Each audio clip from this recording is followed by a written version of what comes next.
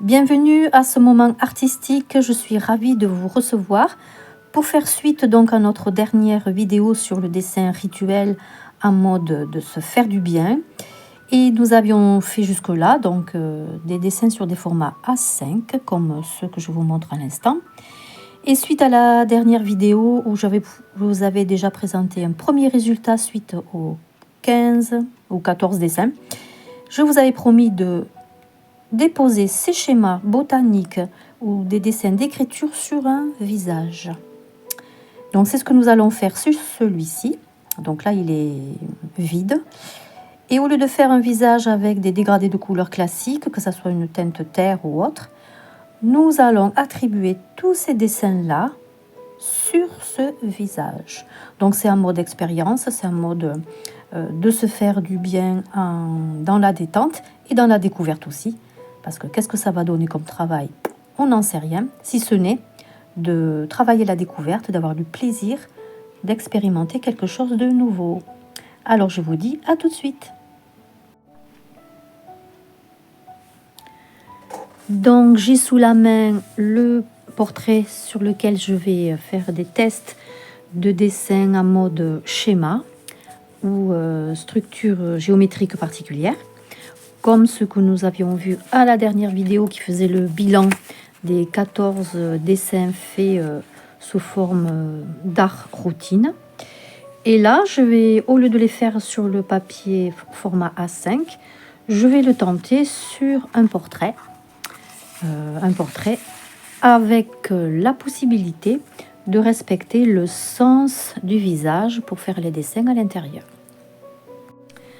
Donc sur la base des mêmes schémas que j'ai sous les yeux ou des autres vidéos, je vais avant tout déposer des lignes directives qui ont l'objectif de me diriger, de me donner une indication itinéraire sur le chemin que devront prendre les dessins que je vais déposer. Ça peut ressembler à un système de tatouage, mais ce n'est pas du tout du tatouage. C'est une créativité associée au dessin à rituel ou à routine, avec un pouvoir de détente qui me donnera la possibilité de continuer à activer la créativité par ce moyen-là. Donc si je décide sur cette feuille qui est une feuille photocopie, ce n'est pas une feuille dessin, c'est un visage déposé donc photocopié dessus. Je ne vais donc pas mettre de la peinture dessus, ni aquarelle ni gouache. Donc je vais continuer à travailler en mode dessin comme je le faisais sur les autres vidéos sur le papier A5. Et là je trace des lignes directives qui vont épouser la forme du visage. Ce qui veut dire que le front a un léger arrondi.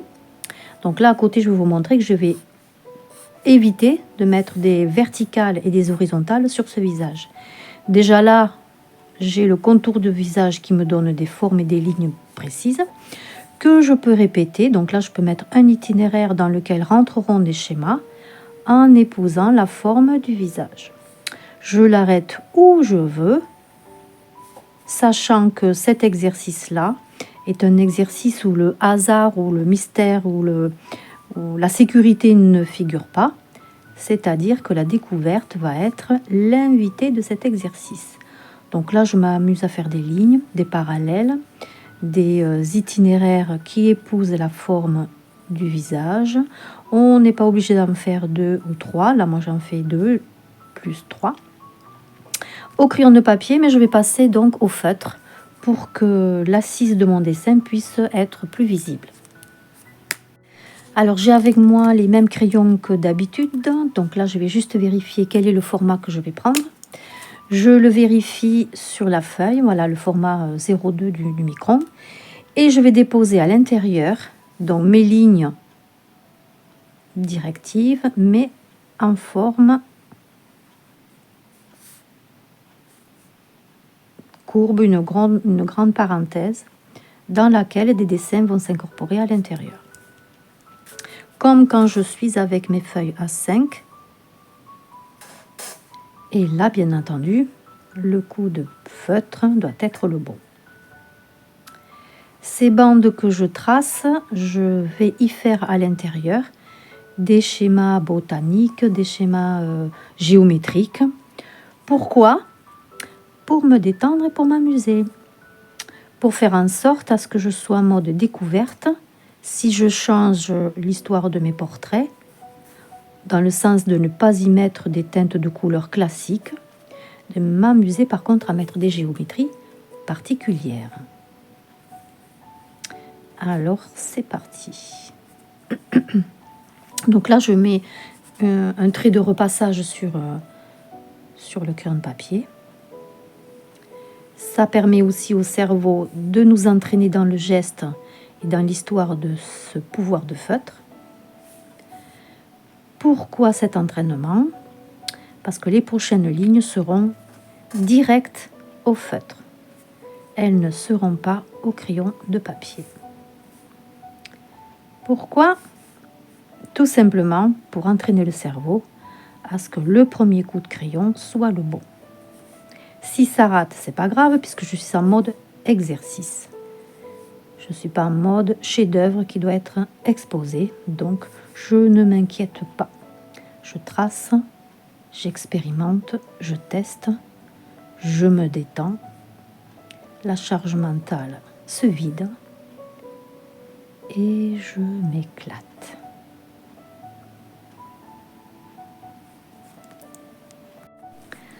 Je continue l'expérience, alors je mets la feuille dans le sens qui m'arrange. Donc là ici, mon tracé est plus à l'aise en ayant le papier incliné. D'autant plus que c'est entre guillemets facile puisque je suis encore en train de suivre le crayon de papier que j'avais mis dessous. Ici, j'ai encore du crayon de papier. Et je maintiens donc l'identité des lèvres dans le sens de leur courbe. Elles sont légèrement dodues. Le menton aussi a un petit côté dodu. Courbe, creusée, donc je les trace. Et la question que je me pose, c'est à quel moment tu t'arrêtes pour déposer tes schémas. Alors voici le portrait en quelques lignes directives de schéma. Je peux aussi le faire sur les mains, donc sur les doigts, comme si je mettais des bagues. Donc là, il s'agit donc de mon travail préparatoire pour ce qui est de déposer des nouveaux schémas sur ce personnage. Donc je vais l'agrandir. Donc là aussi, ça sera droit, non vertical ni horizontal. Et maintenant, je vais m'amuser, si je reprends dans mes sujets que j'avais fait en A5, j'ai des espaces vides, donc, et d'autres, ce sont des pleins. Donc, je peux avoir des géométries où le blanc, donc la respiration, sera représentée. Et donc là, je peux décider, admettons, de faire en sorte à ce que là, j'ai une jointure dans laquelle restera peut-être une blancheur, un espace vide. Je vais faire pareil ici. Pareil ici. Là aussi, je fais des tests. Après, il n'y a pas de règle. Vous les mettez si ça vous intéresse de le mettre où vous le souhaitez. Quoique sur un visage, c'est quand même plus délicat. Sur une feuille rectangulaire, ça peut devenir des schémas. Je vous en montrerai d'autres. Mais là, on n'est pas dans le schéma, on est dans une créativité nouvelle. Donc là, j'ai fait mes espaces et je vais faire une petite pause pour faire le point sur les mines, si je garde la fine ou si je change de mine. Alors, à propos des mines, ici, j'ai cette ligne fine. Ici, j'ai un numéro 5. Elle est légèrement plus large. Ici, j'en ai un autre qui se trouve en forme de pinceau, qui est pas mal du tout. Et ça me permet de tester, de voir dans quelle direction je pourrais les mettre, dans quelle occasion. Ici, il est hyper fin, donc je le mets de côté. Et je verrai si je vais l'utiliser. Et là, j'ai un crayon biseauté qui peut aussi avoir un atout particulier pour les dessins à démarrer. Alors dans l'immédiat, je vais garder la finesse de ce premier dessin et garder l'inspiration des autres schémas que j'avais fait pour poser des formes de fleurs, des formes d'ondulation sur le visage de ce personnage. Donc là, je vais poser des lignes vagues à l'intérieur. Je lui mets sa parallèle et ici aussi sa parallèle.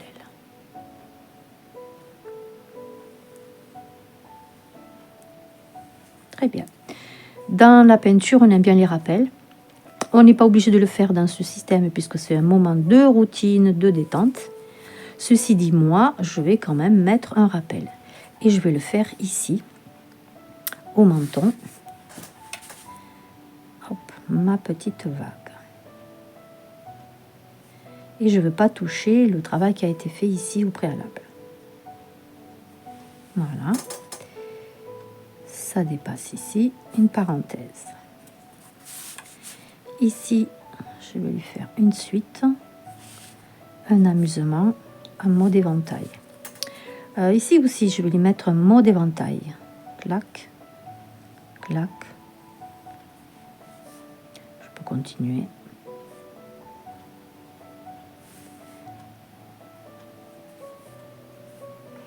Et là, pareil, je vais lui mettre nos petites marques et une séparation arrondie, arrondie. Alors là, on a des traits, des parallèles, des vagues.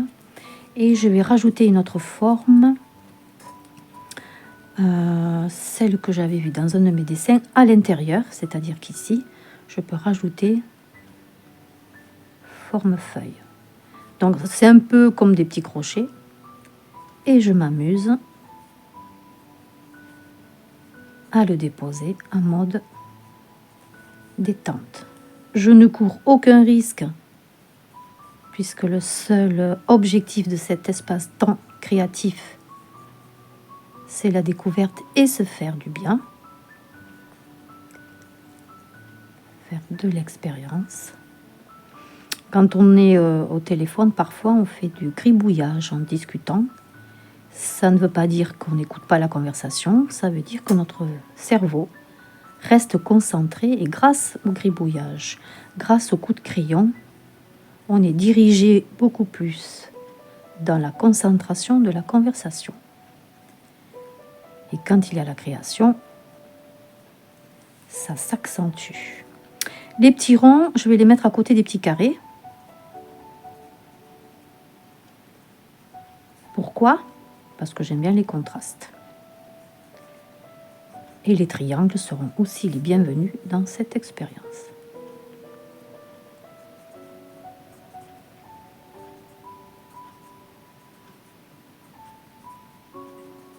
Pas obligé que ça soit bien rangé. On pose, on trace et on verra à la fin ce que ça peut donner.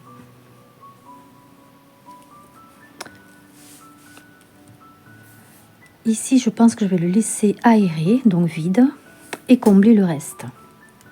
Alors, combler le reste, là, je vais mettre des petits ronds.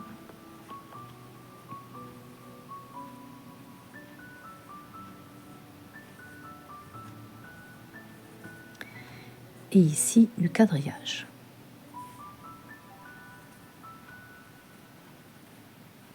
Allez, on continue. Alors, cette partie de démonstration, je l'ai accélérée. Avec cette méthode d'accélération, on voit plus la progression du dessin, des schémas. Ça vous permet aussi de voir le travail en mode vue d'ensemble. Et je continue donc à remplir les espaces rectangulaires que j'avais réservés dans des formes de géométrie que j'avais déjà exploitées sur les formats A5 en mode routine artistique à l'aide des schémas, des photos de la nature que j'avais prises.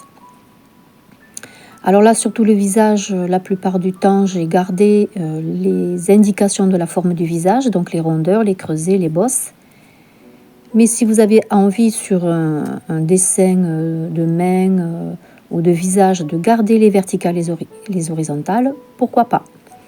On est toujours dans le mode de découvrir en se faisant du bien et plaisir.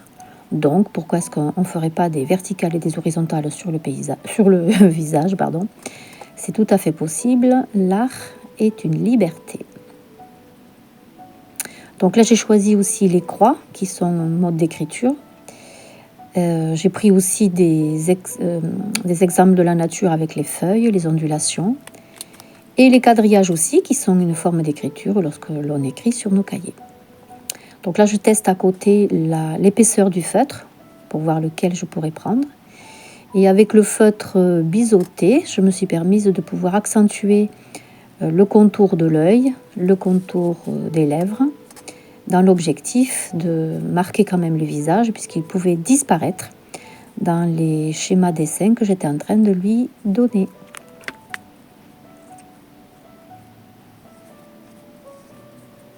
Donc les pleins et les vides se marquent avec le fait de garder le blanc du papier.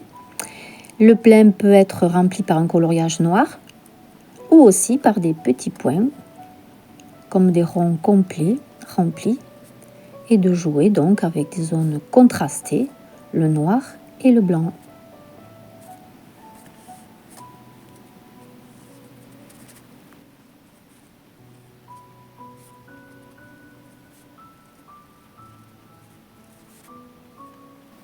Si vous voulez tenter cette expérience, rien ne vous empêche donc d'utiliser des feutres classiques. Là, c'est vrai que moi j'ai presque des microns pour des travaux de dessin défini, fin et pour nous rendre habiles. Mais on peut le faire avec des feutres stabilo, tout simple. Vous choisissez le noir ou le gris en fonction de vos outils. Et vous établissez donc vos schémas personnels, des ronds, des carrés, des triangles, des points, pour jouer avec des formes particulières sur un support dont vous n'avez peut-être pas l'habitude d'utiliser comme le visage, ou de décalquer votre main propre sur une feuille et de poursuivre l'exercice sur des dessins, des tentes schématisées. Donc là, je poursuis le schéma à cerner donc le visage avec le pinceau feutre. Et maintenant, je vais passer à l'exercice de pouvoir jouer avec les ombres et les lumières en déposant donc le crayon gris en coloriage sur le dessin. Donc je mets le crayon de papier en mode hachurage. Donc je colorie les endroits spécifiques sur lesquels l'ombre du visage pourrait être bien posée. Et je prends aussi l'estompeur pour que mon gris soit doux, que la trace du crayon coloriage disparaisse grâce à cet estompeur qui est ni plus ni moins comme un buvard sur lequel les traces ou les marques disparaissent, celles du crayon de papier bien sûr. Et voilà, je peux donc décider de m'arrêter sur ce dessin routine artistique pour le plaisir et les schémas de la nature, y compris de l'écriture, des croix, des ondulations, des parenthèses, des triangles, et de l'avoir déposé donc sur un visage pour me détendre, m'amuser, voir ce que ça donne, et savoir s'arrêter aussi, puisque c'est un moment de détente en mode routine artistique, de savoir s'arrêter parce qu'on peut continuer le cou, on peut continuer la main, sauf qu'on risque de charger le sujet. Et là, j'ai voulu que ça soit le visage et un petit peu la main qui soient concernés, et c'est le cas. Tentez l'expérience sur votre propre main, par exemple, de la déposer sur une feuille et de vous amuser à repérer les courbes et les creux de votre main et de vous amuser à mettre des géométries à l'intérieur. Je vous souhaite une bonne journée. Merci de m'avoir suivi. À très bientôt.